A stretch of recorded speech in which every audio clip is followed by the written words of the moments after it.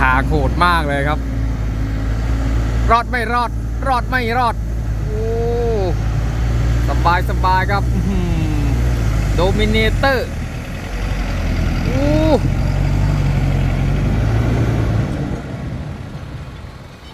บอกเลยว่าทีมงานนี้มีแต่รถห้างครับทีมงานนิโคทัวร์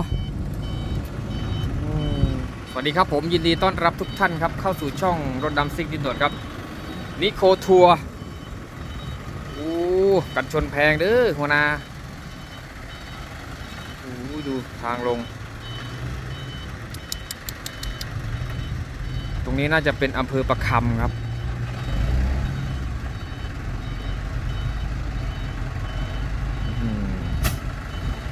นิโคทัวร์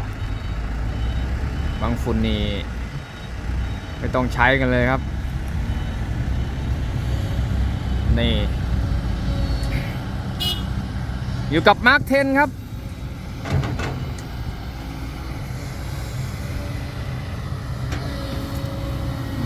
หลวงสุดบูมเลย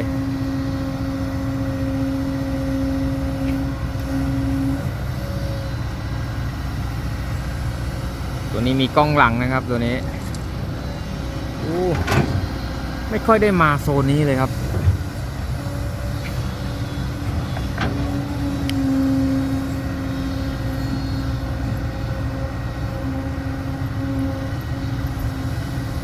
นี่จัดเต็มอุ้มครับ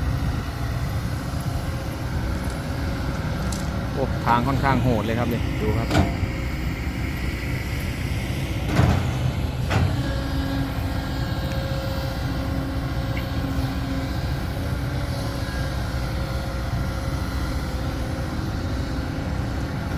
รู้สึกเคยเห็นนะทีมงานเนี่ยจำไม่ได้ครับว่าที่ไหนนี่โคทัวร์นี่แหละ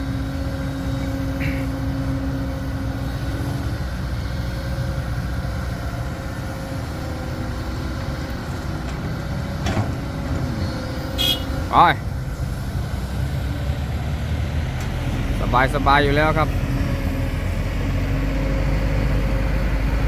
วันนี้ให้ดูแต่รถห้างเลยครับไม่ใช่รถเสียนะครับปีนร่องครับปีนร่องรอดไม่รอดสบายครับมีโชครุ่งเรืองกิจนี่มีอยู่บางฝุ่น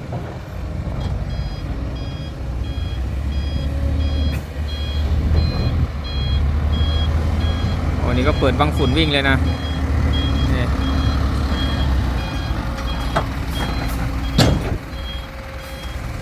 มีแต่โดมิเนเตอร์เลยครับ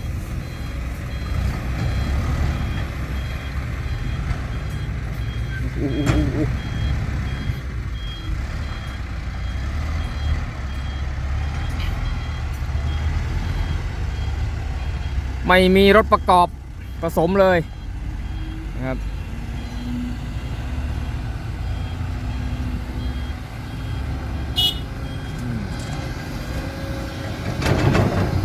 โซนนี้ก็จะเป็นแบบโคกอ่ะเป็นแบบที่เนินอย่างเงี้ยปลูกแต่มันแต่อ้อยครับไม่มีนาเลย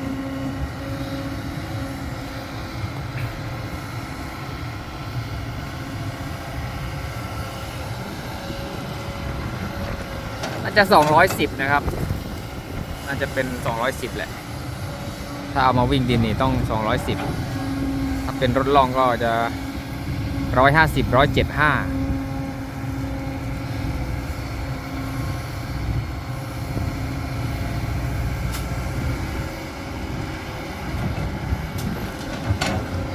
กระบะก็ฝาข้าง60ความยาวประมาณสัก3.8 เมตรนะถึงไม่4 เมตรนะก็ไม่แน่ครับอาจจะ4 เมตรครับ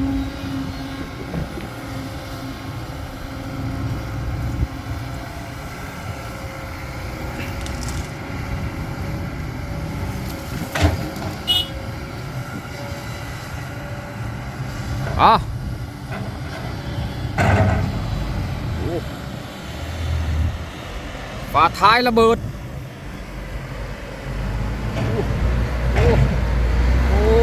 พุ่งเหลาไหม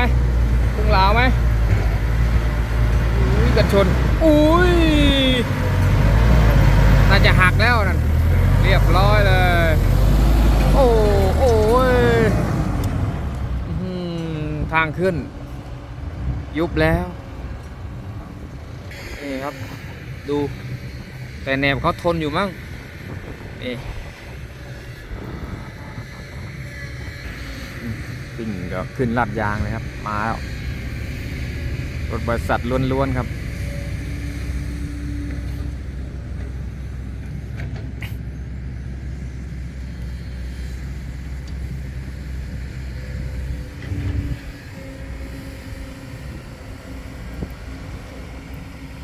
นิโคทัวร์ กระบะน่าจะ4 เมตรนะเนี่ย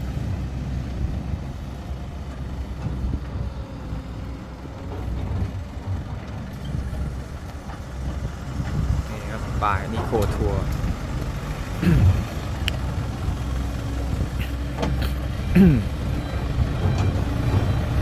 แต่เสามันสั้นเนาะเนี่ยมันต้องเสาสูงกว่านี้หน่อยนะคันนี้โดนวางยาแล้วเรียบร้อย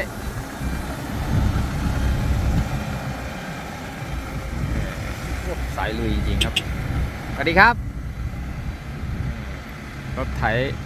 มาทำงานหน่อยรถไถ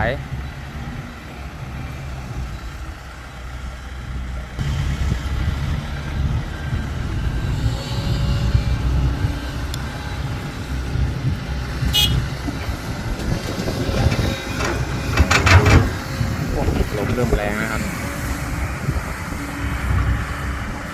อยู่ต้อง10 บูม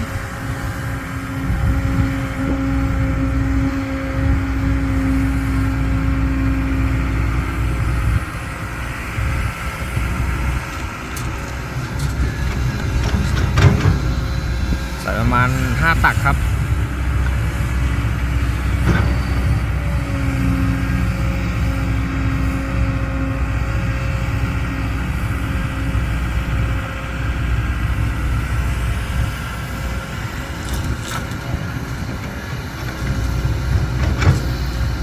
โอ้แสดงว่าเทใกล้ๆครับ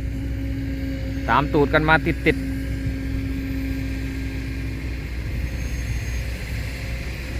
เลยไม่รู้เลยว่าวิ่งกี่คันเนี่ยน่าจะประมาณ4ครับ4 คันรถเหมือนกันหมดเลย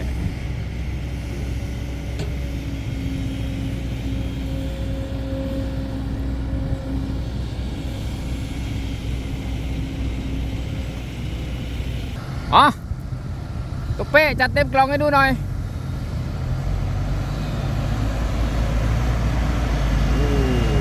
เอา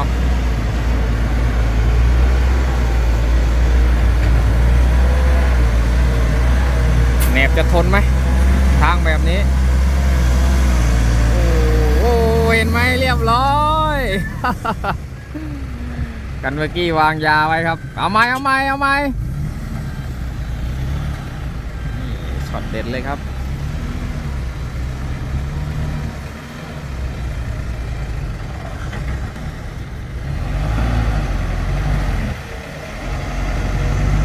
รอดไม่รอดเยียบลื่นครับเรียบร้อยเลยลื่นครับเอาร่องใหม่พี่เอาอย่ายอมแพ้โอ้โห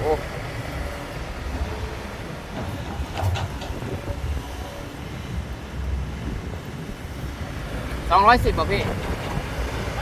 อ๋อ175เหรอ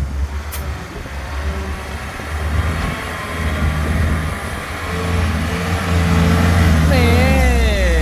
มาได้ครับโอ้นี่แค่175ครับเนี่ยยอดครับ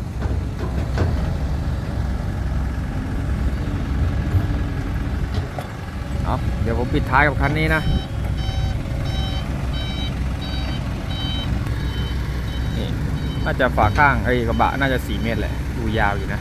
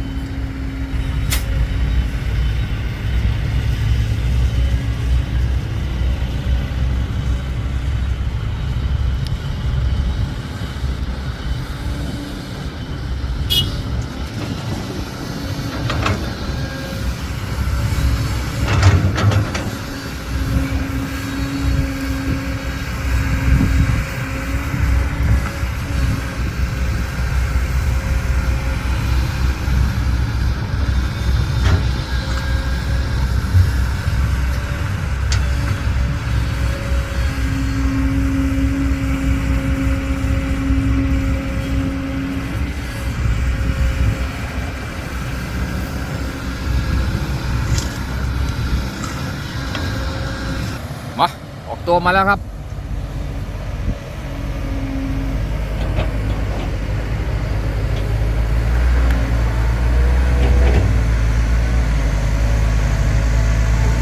นี่คันนี้เหมือนแรงอ่ะนี่ครับโอ้อ้าวโอ้รอดไม่รอดโอ้เลื่อนก่อนพี่เอาใหม่ครับทางมันอย่างนี้เนาะทางบ๊อบมากเลยเกือบขึ้นเลยครับแต่ลื่นก่อน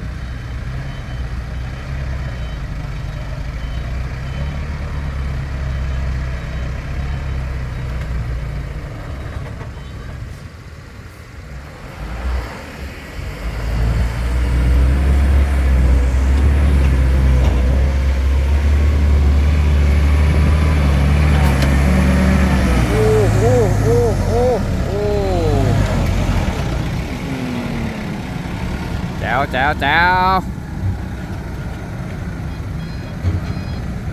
กระบะกว้างมากเลยต้องทำทางก่อนครับเจอกันใหม่ครับผมโคทัวร์อยู่นางรองครับแต่นี่มาทำงานอยู่ประคำ